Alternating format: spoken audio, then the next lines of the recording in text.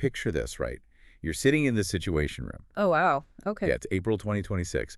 And you are staring at these satellite feeds that look like, I don't know, something straight out of a geopolitical thriller. Right. Because for 6 long, just grueling weeks, the United States and Israel have been waging this massive, completely unprecedented air campaign against Iran. They're calling it Operation Epic Fury, right? Exactly. Operation Epic Fury. And the destruction on the ground, I mean, it is absolutely staggering. We're talking precision strikes, ripping through military infrastructure night after night. Yeah, just relentless. And so you've got these press conferences happening around the clock, politicians stepping up to the podium, declaring that victory is imminent, and they are all demanding one specific thing: total, unconditional surrender. Right, which is a phrase we hear so often in these situations. It's designed for those lines, really. Oh, yeah. I mean, it carries this tremendous historical weight. It sounds decisive, and, it offers the public a very clean, comforting narrative of how conflicts end. But here's the problem, and this is really the entire reason we are doing this deep dive today. When you talk to the actual military strategists, The ones looking at the real data. yeah, the people looking at those exact same satellite feeds, they are dreading that phrase. Oh, absolutely. They know the reality. Right. Because while the politicians are out there demanding unconditional surrender, the people who actually study the mechanics of modern warfare, who understand the subterranean architecture of a hardened state. Which is key here, the subterranean aspect. Right. They know that in this specific, highly complex scenario, unconditional surrender just isn't a viable military strategy. It's far from it. I mean, when applied to a modern, heavily fortified adversary that has literally spent decades preparing for this exact kind of bombardment, unconditional surrender becomes an illusion. An illusion. Yeah, it is a mirage shimmering over the battlefield. And today, your mission, our mission, is to completely deconstruct that phrase.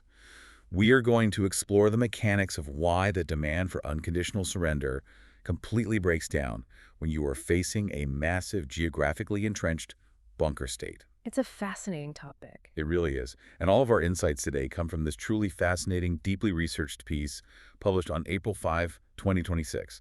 It's by Paramendra Kumar Phagat on the Barakface blog. A really dense, excellent piece of analysis. Yeah, it's titled, Why Unconditional Surrender in Iran is a Mirage, Geography, Underground Warfare, and the Limits of Air Power. And it is incredibly eye-opening. It looks at the reality of this theoretical 2026 scenario in a way that... It really forces a very uncomfortable reckoning, I think, with the limitations of even the most sophisticated trillion-dollar Air Force. Okay, now, I need to pause here just to set the ground rules for today before we get into the weeds. Good idea. Because it's crucial to note that our source material deals with intense, highly politically charged geopolitical conflicts. Right, this is sensitive stuff. Very. And we are not taking any sides here, left, right, or otherwise. We are not endorsing the viewpoints, military strategies, or political implications of the content. We are strictly observers here. Exactly. Our job today is strictly to act as impartial guides, breaking down the strategic and factual arguments exactly as the author has presented them, just so you can understand the mechanics of this theoretical 2026 scenario. Right, laying out the board, so to speak. Okay, let's unpack this. When we hear the phrase unconditional surrender, our minds immediately default to a very specific set of historical images, don't they? Oh, they do. I mean, we are so culturally conditioned by the end of World War II. Right.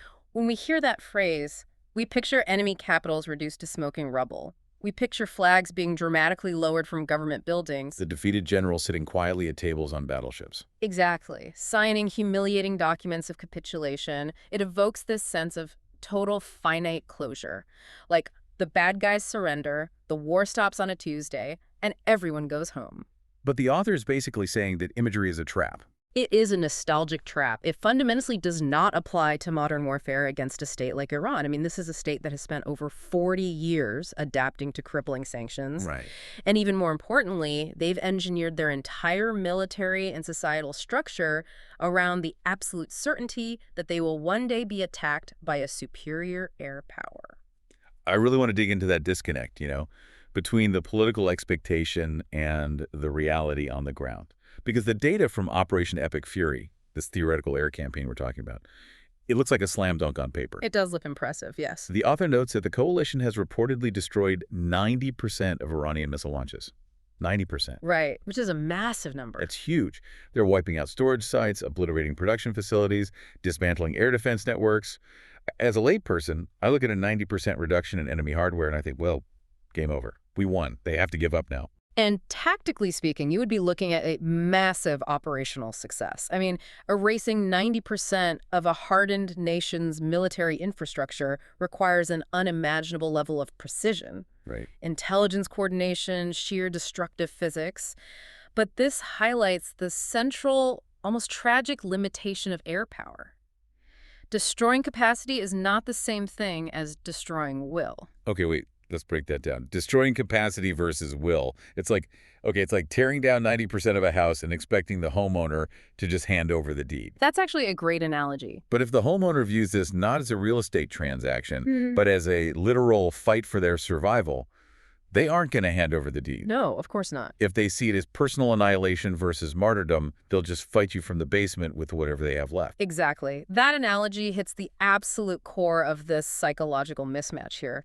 The author stresses that Iran's leadership does not view this 2026 war as a conventional contest over, like, political borders or economic treaties. Right, it's bigger than that. They view it entirely through an existential lens. To them, defeat doesn't mean sitting down at a negotiating table in Geneva to hash out a ceasefire. Defeat means the complete eradication of their lives, their regime, and their entire ideological worldview. Wow. So when an adversary operates on that psychological baseline, a 90% kill ratio on their hardware doesn't force them to sign a surrender document. It just forces them to change their tactics to utilize the surviving 10%. Which naturally brings up the World War II argument again. Because every time someone demands unconditional surrender today, they inevitably point to Germany and Japan as, like, proof of concept. Oh, constantly. They say, look at history. We bombed them into submission. We demanded total surrender, and it worked. But the author basically takes a crowbar to that historical blueprint, don't they? They dismantle it entirely because the lesson we've collectively taken from World War II is a very dangerous oversimplification. I mean, let's look at the actual mechanics of Germany's defeat. Okay. Germany did not surrender simply because the Allies bombed its cities to ashes. Right, air power weakened them. But... Exactly. Air power weakened them, certainly. But Germany surrendered because its conventional forces were entirely annihilated on the battlefield. The Soviet armies were literally physically fighting street by street inside Berlin. Right. And Allied troops were occupying the western half of the country. The state governance had completely and utterly collapsed. The physical space was conquered. And Japan. Because people always point to the atomic bombs as the ultimate, indisputable example of air power forcing unconditional surrender. Japan is even more nuanced, honestly. Yes, Japan experienced the devastating firebombing of its wooden cities, and then, of course, the unimaginable existential shock of 2 atomic weapons, alongside the simultaneous entry of the Soviet Union into the war, which crushed their strategic hopes in Manchuria. But here is the critical historical fact that is almost always omitted from these political speeches today. What's that? Even in Japan, the surrender was not purely unconditional in practice. Oh, you're talking about the emperor. Exactly. The Allies made a highly calculated strategic concession. They allowed Japan to retain the emperor. Right, which seems like a huge condition. It was. They did this because they understood a fundamental law of ending conflicts. Even a totally defeated regime needs a functional, face-saving mechanism to enforce compliance across its population. And its remaining military. Exactly. The Allies needed the emperor, who was viewed as a living deity by his people, to physically instruct his millions of soldiers across the Pacific to lay down their arms. Wow. Okay, so if the Allies had demanded the emperor's head on a spike, a truly unconditional demand, the Japanese military would have fought to the literal death. The war would have dragged on into a horrific ground invasion of the home islands. It would have cost potentially millions of lives. So, applying that lesson to the 2026 Iran scenario, demanding unconditional surrender without physically occupying Tehran and without leaving the regime any face-saving exit. That isn't a strategy. No, it's not. It's just a provocation. You are removing the off-ramp. If you tell a regime, we will not stop until you are completely dismantled, tried, and destroyed, you are mathematically ensuring they will fight you with everything they have until the bitter end. Right. Demanding unconditional surrender actually prolongs the war. Okay, so if bombing them into submission doesn't work, and demands for surrender just prolong the war. Why not just march in like the Allies did in 1945? Well, that's the big question. Right. If history tells us that a physical ground invasion is the only way to actually force a hardened state to collapse, why doesn't the U.S. or Israel just mount a ground invasion, march into Tehran, and force the issue? Because if history demands physical occupation, geography explains why that is essentially impossible in this scenario. Oh, geography. People often conflate all Middle Eastern nations into one generic, flat desert landscape.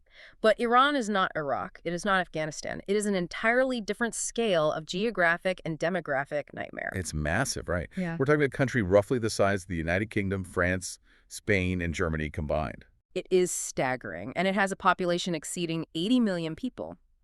But, more importantly, the topography itself acts as a natural fortress. Right. An invading army would have to traverse vast, formidable mountain systems. You have the Zagros Mountains in the west, the Alborz Mountains in the north. And the deserts, right. Oh, sprawling, unforgiving deserts like the Dashti Kavir. You'd have to push through incredibly narrow, highly defensible geographic choke points everywhere. And it's not just the terrain. You aren't just fighting the landscape. You're fighting the people entrenched within it. Right. You would be engaging a deeply entrenched, fiercely loyal, parallel military structure in the IRGC, the Islamic Revolutionary Guard Corps. Who have been preparing for this forever. Exactly. They have spent 40 years preparing for an asymmetric insurgency. If a Western coalition attempted a ground invasion, they would be stepping into an environment that would make the post-2003 Iraq insurgency look quaint by comparison. And politically, back in Washington or wherever, that's a complete non-starter. I mean, the political appetite for a multi-decade occupation of 80 million hostile citizens in mountainous terrain is absolute zero. Exactly zero. Even if Washington or Jerusalem possessed the massive manpower reserves required to win the initial conventional military phase, which is a massive if the subsequent occupation would be a financial and political black hole. A total disaster. So we are left with the ultimate paradox of this conflict. The one military option historically proven to actually force unconditional surrender is the one option that is completely off the table. Which means Iran is essentially uninvadable. Right. And their leadership knows this. In fact, the source points out that their entire national defense doctrine is built around this exact realization. They've internalized it completely. The sanctions they've endured for decades didn't cause them to collapse. The sanctions forced them to evolve. They didn't just build a nation state. They built what the author calls a fortress network. That term, fortress network, perfectly captures the reality of what they've done.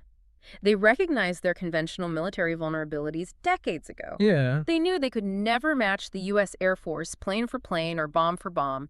It was impossible. So they changed the game. Exactly.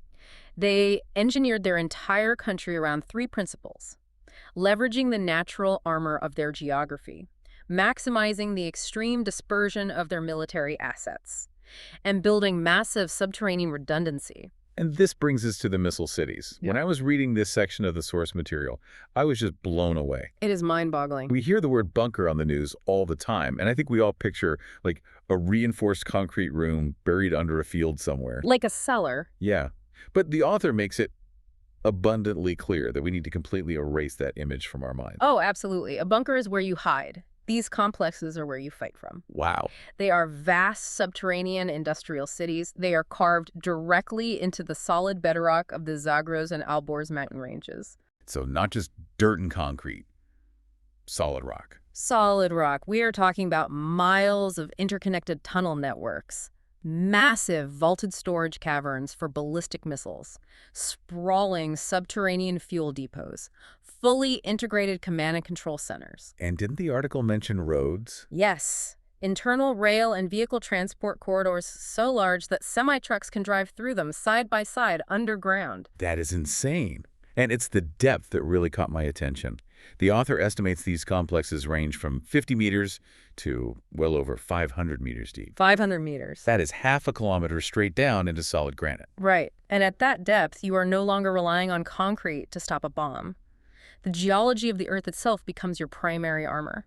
I'm struggling to wrap my head around this, honestly, because we have the most advanced military technology in human history. We have spent billions of dollars developing specialized bunker busters. Got the penetrator. Yeah, like those massive 30,000-pound penetrator bombs, specifically designed to burrow deep into the Earth before detonating.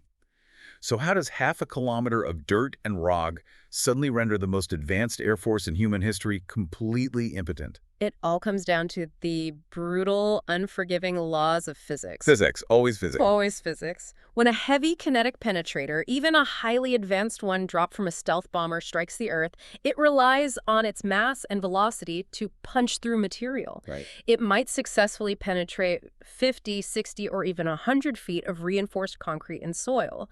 But when you hit hundreds of meters of solid granite mountain overburden, the kinetic energy simply dissipates. The rock wins. The rock always wins. So using a bunker buster against a system like this is basically just mowing the grass. Mowing the grass, that's a very apt way to put it. You drop a massive, highly sophisticated weapon, you get this incredibly impressive cinematic explosion on the surface.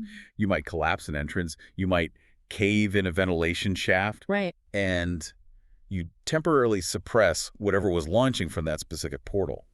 But the root system, the actual city half a kilometer down, Yeah. remains completely intact. Untouched. They just pull out their heavy machinery, which they keep underground. Oh, of course. They dig out a different access point, reroute the internal traffic through a different tunnel, and within days, they are back in business. Unbelievable. It becomes a cycle of temporary suppression, not permanent destruction. The author outlines the only 3 theoretical solutions the West has to actually defeat these deep granite facilities, and none of them are viable. Let's hear them. Option 1. Option 1 is a grinding campaign of months-long, repeated precision strikes. You aim at continually collapsing entrances, essentially trying to suffocate the facility, starve it of air, fuel, and supplies. But that sounds like it would take forever. It consumes an unsustainable amount of incredibly expensive munitions. It constantly risks broader regional escalation, and it still doesn't guarantee the regime will actually surrender. Okay, and option 2 is the ground invasion we already ruled out. Right. Sending infantry down into those dark tunnels to clear them out in close-quarters combat, which is literal political suicide. Which leaves the third option. Using specialized tactical nuclear earth penetrators to literally vaporize the mountain. Oh, wow.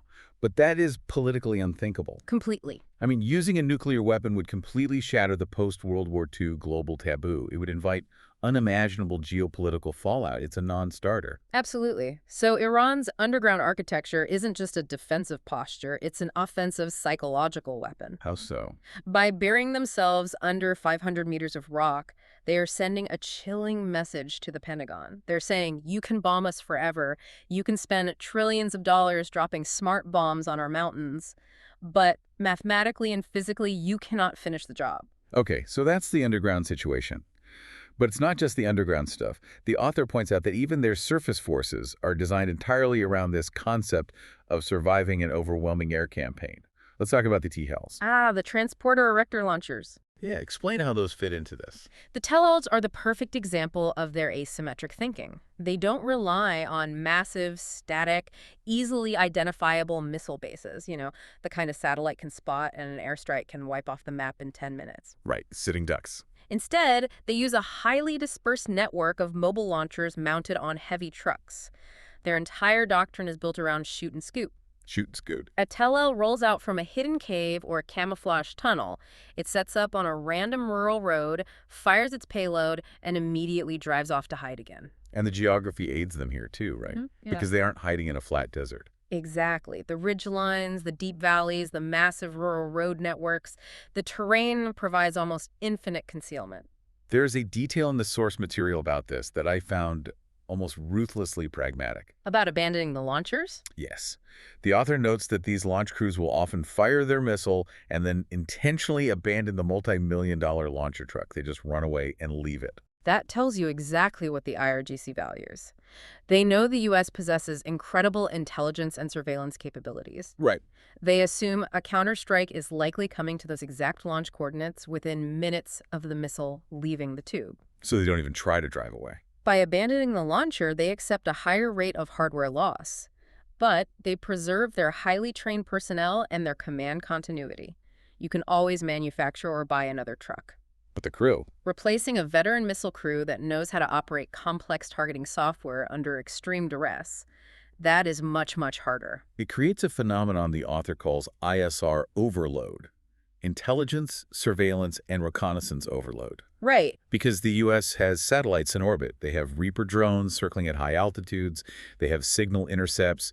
But there are simply too many valleys, too many caves, and too many decoys to track everything at once. You cannot maintain a 247 unblinking eye over every square inch of a mountainous country the size of Western Europe. It's impossible. So they slip through the cracks. Iran doesn't have to hide all of its launchers to succeed. They only need to hide a small fraction of them to keep striking back. Right. This is exactly why, even after 6 weeks of relentless bombardment in Operation Epic Fury, reducing their overall capacity by 90%, that surviving 10% is almost impossible to erase, and that final fraction sustains their deterrence.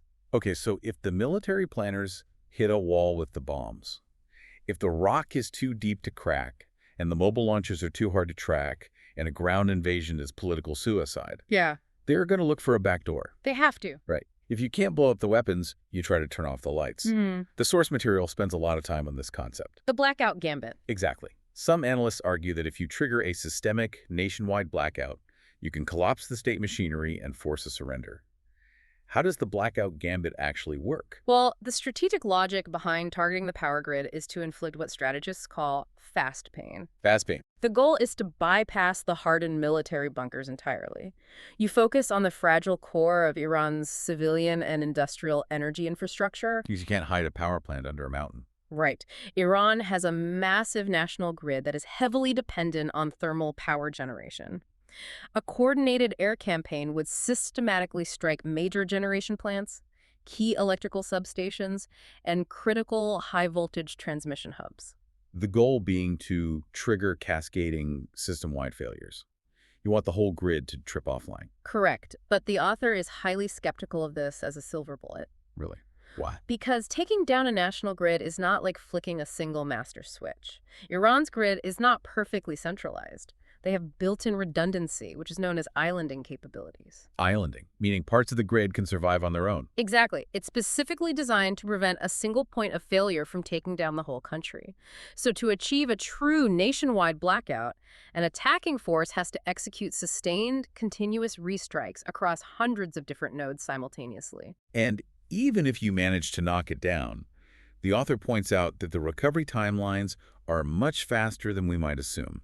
Because the Iranian engineers are incredibly adept at patching broken systems. They've had a lot of practice under sanctions. Oh, decades of practice. If an airstrike damages a generation plant without totally obliterating it, which is hard to do without causing massive civilian collateral damage, they can achieve partial restoration in a matter of days or weeks. Just patch it up and keep it limping along. Broad restoration might take 1 to 3 months. Because they just adapt.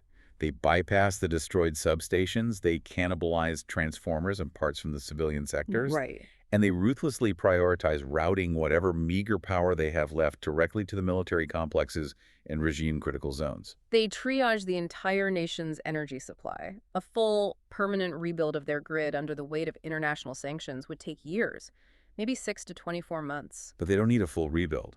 Exactly. The military doesn't need a full rebuild to keep fighting. They just need the absolute minimum partial recovery to keep the command networks alive. Okay, let's play out the nightmare scenario, though. Let's say the U.S. and Israel fully succeed in the blackout gambit. They smash the grid, the lights go out in Tehran and Isfahan and Shiraz, and they stay out. It would be devastating. We are talking about a cascade of civilian horrors. Water filtration and pumping systems collapse. Hospitals are plunged into crisis as backup generators run out of diesel. Massive food spoilage across the country because refrigeration fails. Total industrial paralysis. Yeah. Widespread civil disorder. I mean, it sounds entirely apocalyptic. What's fascinating here is that it is apocalyptic for the civilian population. But you have to consider the flip side of how this impacts the leadership. Okay. Creating a catastrophic wounded state does not equal surrender.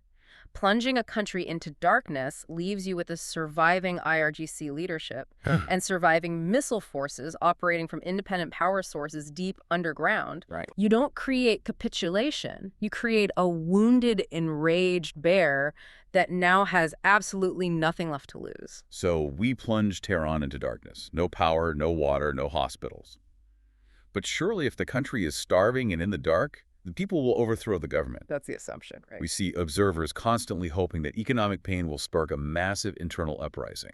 If the regime can't even provide running water, won't the people just tear them apart in the streets? That is a very comforting, very persistent political fantasy in the West. But it severely misjudges the grim, brutal logic of authoritarianism. How so? You have to look at the track record of Iran's internal security apparatus. The IRGC and the Basij paramilitary forces are not typical police departments. They have proven incredibly resilient and ruthless when facing domestic unrest. Yeah, they survived a lot already. They survived the massive Green Movement in 2009. They survived the widespread, economically driven nationwide unrest from 2017 to 2019. And the Masa Amini protests. Exactly. The intense, culturally shifting Masa Amini protests in 2022. They have spent decades perfecting the dark art of internal repression under severe sanctions pressure. And an external attack like Operation Epic Fury actually gives them the ultimate excuse to use maximum force, doesn't it? It hands them a blank check. Wow. Under attack from an external enemy, authoritarian regimes don't loosen their grip. They tighten it into a fist. Right. In an environment of total systemic collapse caused by a blackout, surviving IRGC units would immediately consolidate power under brutal emergency martial law. They would weaponize the blackout itself. Blame it all on the invaders. Exactly. They would blame the immense civilian suffering, the lack of water, and the failing hospitals entirely on foreign aggression. They frame themselves as the sole guardians of national survival. And use the cover of darkness to clean house. They use the chaos of the dark to violently purge any political rivals and solidify total control over the population. So bombing them actively strengthens the police state. It does. History shows us time and again that massive, indiscriminate bombing campaigns often harden regimes. You end up destroying the country's economy, but you cement the power of the most radical elements in charge. That is so bleak. Furthermore, the Iranian regime doesn't have a single emperor figure who can just snap their fingers and order everyone to stand down. Like Japan did. Right. It is a layered, highly complex system where the IRGC functions almost as a semi-independent empire. They have their own massive economic conglomerates, their own parallel military, and their own radical ideological interests. Meaning, there is no exit door for them. Even if the top political figures, the politicians in suits, wanted to sign a surrender document to stop the bombing, the IRGC could simply refuse to acknowledge it. Exactly. They are essentially backed into a corner where institutional survival is their only metric of success. They will not surrender until their own extinction is absolutely inevitable. And a blackout doesn't threaten them. A civilian blackout doesn't threaten the extinction of the elites hiding in bunkers. It just guarantees misery for the population above ground. Okay, let me summarize where we are, because this is an incredibly bleak picture. We have a regime that absolutely will not quit. Their military is hiding inside mountains under half a kilometer of solid rock, completely immune to our best weapons. Yes. Their mobile launchers are playing a deadly game of hide-and-seek in vast mountain ranges, and their leadership is using a nationwide blackout to consolidate power and crush internal dissent. Correct. They are battered, their infrastructure is bleeding, but they're absolutely refusing to surrender. Yeah. So how do they fight back? They can't invade the United States. They can't launch a massive conventional counteroffensive across the Middle East. How do they strike back? They turn their fundamental weakness into a global crisis. They use their ultimate asymmetric lever to hit the world where it hurts the absolute most. The Strait of Hormuz? The Strait of Hormuz. In terms of global economic geography, there are few places on the planet more strategically vital or more intensely vulnerable. It's the bottleneck of the world. Depending on the exact measurements in the specific time period, roughly 1/5 to 1/3 of the entire world's seaborne oil trade passes through this single, incredibly narrow maritime artery. I always try to picture Hormuz not as a solid door that Iran has a key to lock. It's much more fragile than that. It's like a glass bridge. A glass bridge, I like that.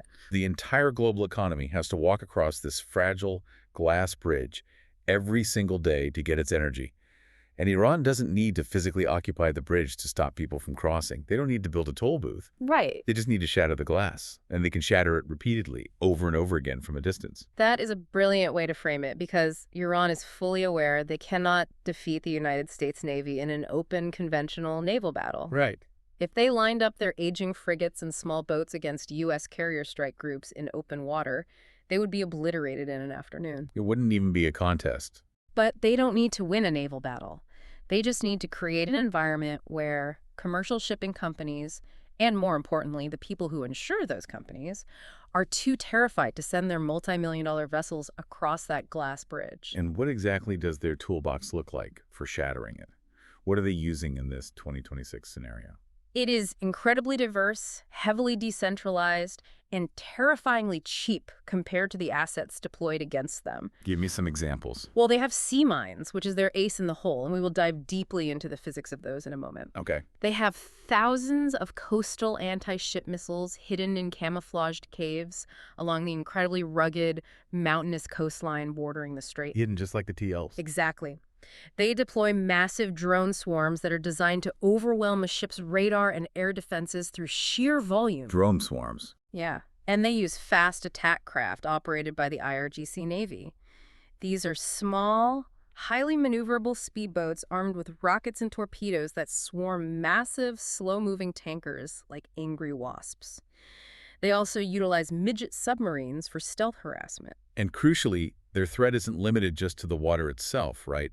They can strike the infrastructure around the water. Oh, yes. They can strike critical Gulf infrastructure. Saudi Arabia, the United Arab Emirates, Qatar, all of these massive energy-producing nations sit well within easy missile range across the Gulf. Right next door. Iran can target their vulnerable oil export terminals, their massive desalination plants, which provide all their drinking water, and their commercial ports. So it's not just holding oil hostage, it's holding the region's survival hostage. Iran's message to the West and to their wealthy neighbors is brutally clear. If you break our country, we will break your region. When you look at the maritime data from this theoretical March 2026 scenario, it paints a terrifying picture. It's an absolute graveyard for insurance premiums. An insurance graveyard. The author notes that since early March, Iranian strikes have hit or attempted to hit more than 21 merchant vessels. And if we connect this to the broader economic mechanisms, the impact of those 21 strikes is catastrophic. Yeah, how so? Before the war, the Strait of Hormuz saw something like 150 or more large commercial vessel transits every single day. Now, in this scenario, the author states commercial tanker traffic has fallen to practically zero. Zero. The only ships moving are limited Iranian vessels or rogue captains who are willing to gamble their lives and their massive cargoes for exorbitant payouts. So it's not a classical blockade. I think that's a huge point to clarify for the listener. When people hear a strait is closed, they picture sunken ships chained together across the water or a massive line of gray warships physically blocking the path. Right, it's not a physical wall. It is a hostage crisis conducted with explosives and calculated uncertainty. Iran doesn't need to sink 50 massive oil tankers to close the strait. Right. They only need to hit one. Hitting just one ship sends an immediate psychological shockwave through the entire global maritime industry. And the insurance market freaks out. It instantly resets the complex algorithms of the global insurance market in places like Lloyd's of London. War risk premiums skyrocket overnight to the point where it becomes economically unviable to move the oil. So the ships just stay in port. Exactly. They stay in port because they literally cannot afford to sail. And this ripple effect doesn't just stay in the Middle East. The source talks about Europe's exposure here, which is a massive piece of the geopolitical puzzle. A huge piece. Now, Europe obviously isn't the primary target of Operation Epic Fury, but they end up becoming a massive pressure point in this conflict. We need to explore exactly how that happens. Europe is the ultimate indirect victim of this strategy. First, you have the immediate energy shock. If a third of the world's seaborne oil is suddenly trapped in the Gulf, global crude prices skyrocket. Crude goes through the roof. Exactly. For European nations already grappling with inflation and precarious economies, a sudden massive spike in energy costs triggers an immediate cost of living crisis. People can't afford to heat their homes or drive to work. Factories have to shut down due to energy costs. Which instantly translates into political friction. You get furious domestic populations empowering populist political parties who then put immense pressure on European prime ministers and presidents to break ranks with Washington. Because they just want the pain to stop. They demand an immediate ceasefire to get the oil flowing again, putting them at direct odds with the maximalist, unconditional surrender goals of the U.S. and Israel. And Iran actively exacerbates this friction, right?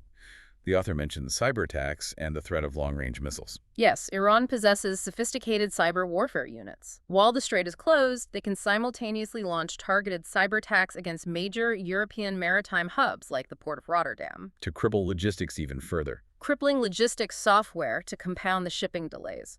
Furthermore, Iran has demonstrated longer-range ballistic missile capabilities. There are estimates suggesting they could theoretically reach as far as parts of Eastern or Southern Europe. Even if those missiles are wildly inaccurate at that range. The inaccuracy almost doesn't matter. The mere perception that a desperate, wounded Iranian regime might lob a ballistic missile at a European capital forces NATO to divert critical air defense systems away from other theaters. Right. And it terrifies the European public. It's all designed to fracture the Western alliance. Iran is essentially using the global economy and European stability as a human shield. So you're listening to this right now, and you're probably thinking, wait a minute.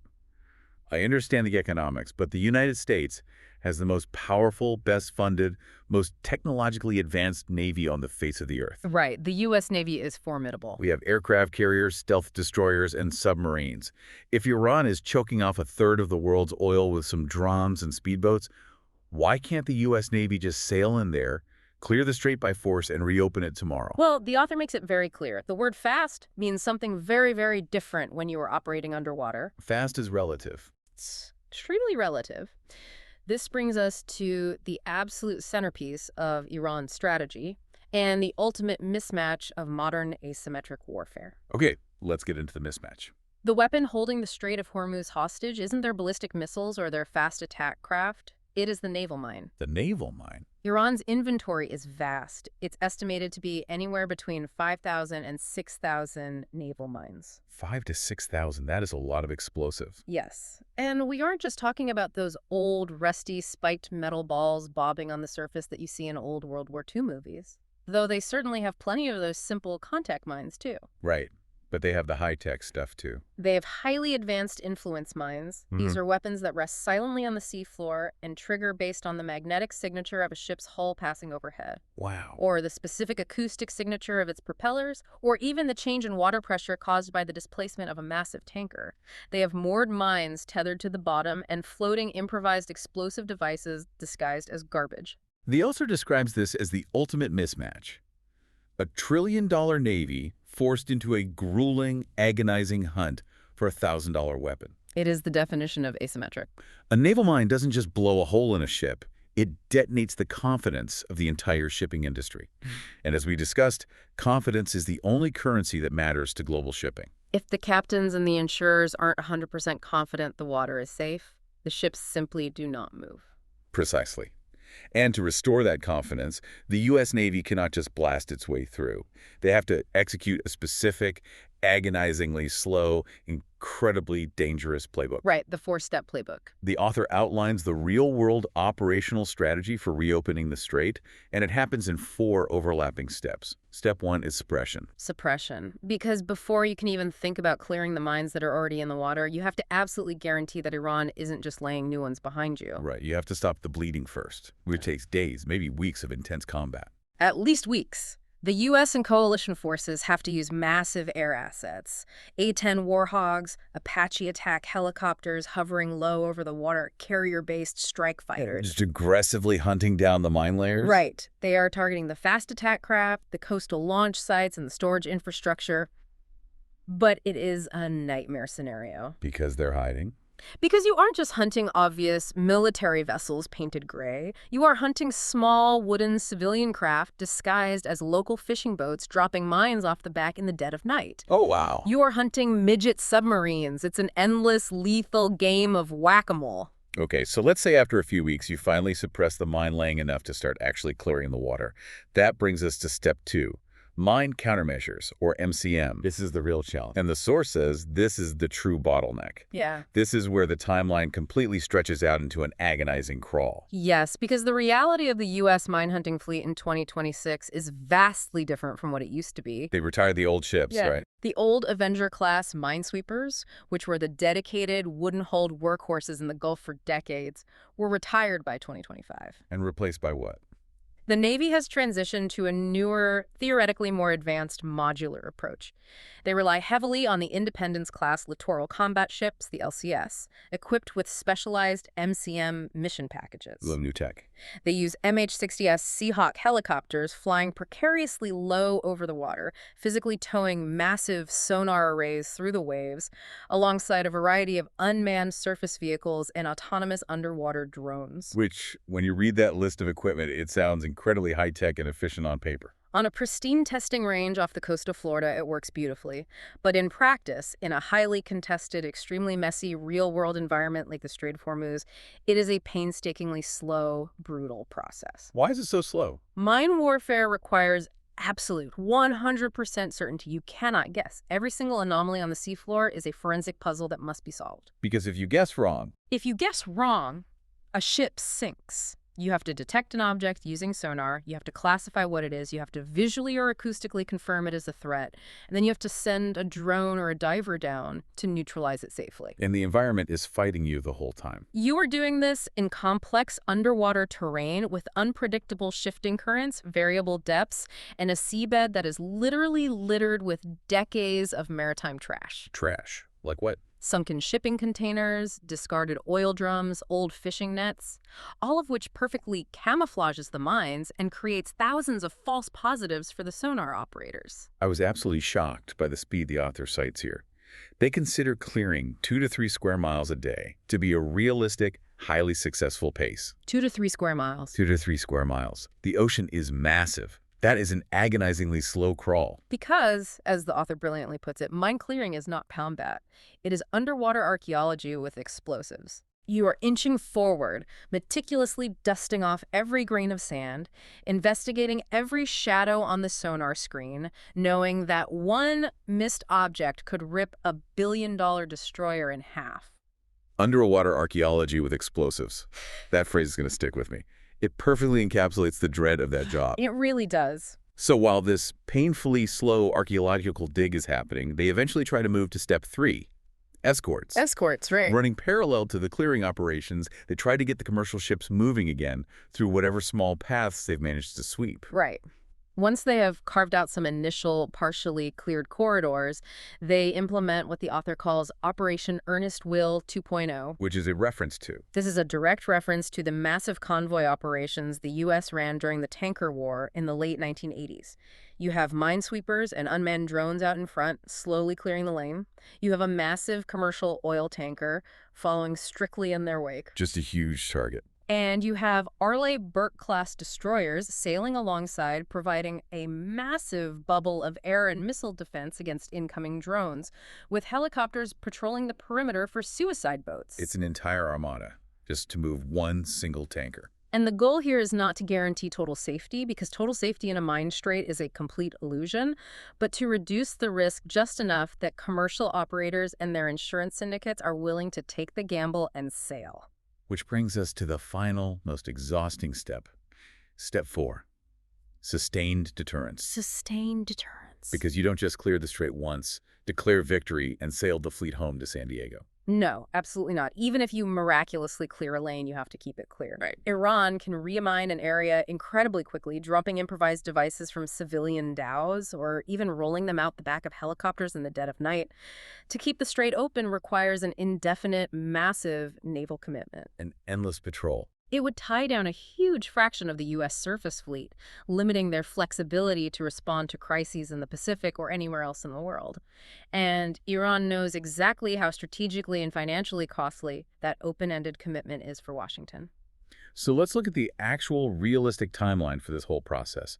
When the politicians stand at the podium and say they are going to reopen Hormuz as fast as possible, what does that actually mean in the real world of underwater archaeology? Well, assuming the absolute best-case scenario, assuming Iran doesn't massively escalate the conflict, assuming no U.S. ships are sunk, and assuming Iran fails to successfully re-mine the cleared areas at scale. That's a lot of assumptions. It is. The author suggests it takes 3 to 4 weeks just to establish limited, highly risky escorted transits for a trickle of ships. Wow, just to get a trickle. It takes 6 to 12 weeks of relentless, exhausting work to get partially verified commercial corridors open, and it takes 3 to 6 months for the global insurance markets and shipping confidence to gradually normalize back to pre-war levels. And that's the best case scenario. If Iran manages to occasionally slip a new mine into the water, or successfully hits an escorted tanker with a drone swarm, that timeline resets and stretches indefinitely. It just starts all over again. The brutal truth of mine warfare is that the defender can completely reset the clock for the cost of a $1,000 mine and a wooden rowboat. You cannot reopen the Strait of Hormuz like a highway after a car crash. You can't just tow the wreckage and sweep the glass. You have to reopen it like an active, extremely volatile crime scene. Slowly, methodically, and constantly looking over your shoulder. Okay, we have covered an immense amount of ground here today, and we've gotten deep into the physics and psychology of this scenario.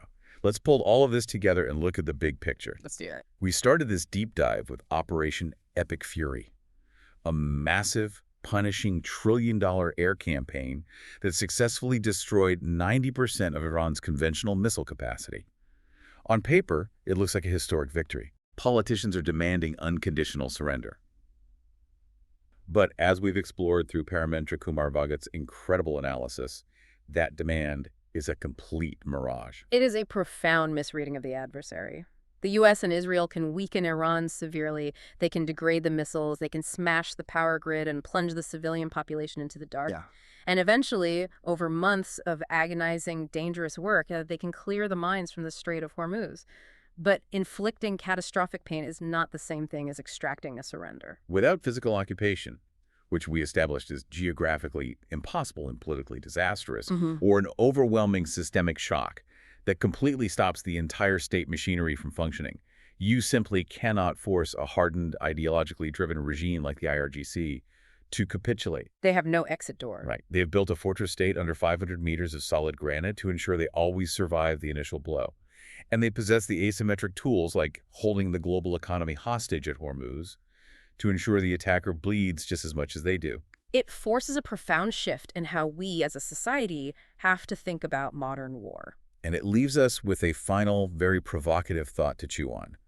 If modern technology, deep subterranean engineering, and asymmetric economic leverage mean that a hardened state can simply absorb the most punishing blows and outlast the world's greatest air forces. Right. And if victory can no longer be defined by a defeated general sitting at a table signing a surrender document, what does that mean for the future of global conflict?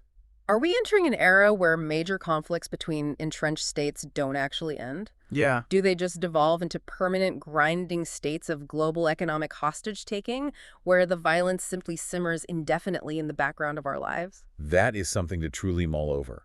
You step into the world of modern geopolitical conflict, and suddenly that comforting binary X-ray showing exactly what is broken completely vanishes. It's the gray areas now. You're left navigating a murky, dangerous landscape where the old rules simply do not apply, and where victory is a mirage in the desert.